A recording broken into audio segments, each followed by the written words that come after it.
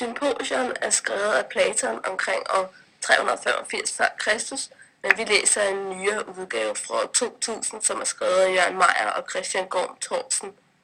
Og Symposion, det er et drikkegilde, hvor der er en række taler, og vi er nået til tale nummer 6, som bliver holdt af Sokrates.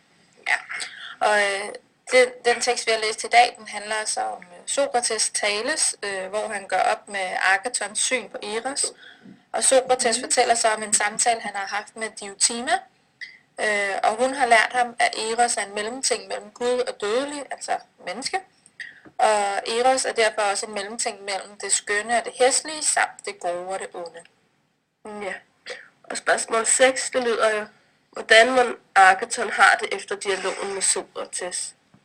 Og Agaton, han tog fejl omkring Eros, og derfor har han det jo ikke godt i forsamling. Han var i forvejen i starten sådan nervøs for at skulle holde en tale foran en forsamling kloge mænd. Og så er der det der med Agatons rolle i forsamlingen rent historisk. Den forstår vi ikke helt, så den må vi måske forklare en dag. Og spørgsmål 7, det er, hvordan omdefinerer de Eros? Og Eros, han omdefineres til ikke at være skønt og smukt og godt af Sokrates, og det er modsat af, hvad Agaton netop har fortalt i sin tale. Så er der spørgsmål nummer 8. Anderledes udtryk, hvad er Eros nu, skøn eller ikke skøn? Og Eros, han er ikke skøn ifølge Sokrates, og Agaton må give ham ret, fordi han kommer med nogle gode argumenter, som det ses her på side 28. Men på side 129, der fortæller Sokrates om en samtale, han har haft med Diotima, hvor Sokrates har lært, at Eros er en mellemting mellem skønhed og hæslighed, og mellem det gode og det onde, og mellem menneske og Gud, på grund af hans forældre af henholdsvis Gud og menneske. Og hvilken funktion tjener mellemspillet mellem Sokrates og Agaton i værket som helhed? Og det er, at det sætter tankerne i gang hos de 7 talere, altså de 5 andre må det så være, ud over Sokrates og Agaton. Da ingen af dem nogensinde er gået så meget op i sandheden, som Sokrates gør nu, og derfor så bliver der sat mere fokus på netop det i den her tekst. Ja, og så er der spørgsmål nummer 10. Hvad er der anderledes for Sokrates' tale i forhold til de andres? Og Sokrates han inddrager Diotima i sin tale, og der er ingen af de andre, der har inddraget nogen sådan dialoger.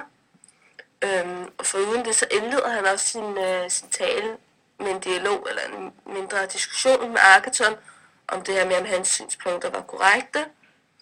Og desuden så stiller Sokrates sig kritisk over for Eros, at det han får at vide af Diotima.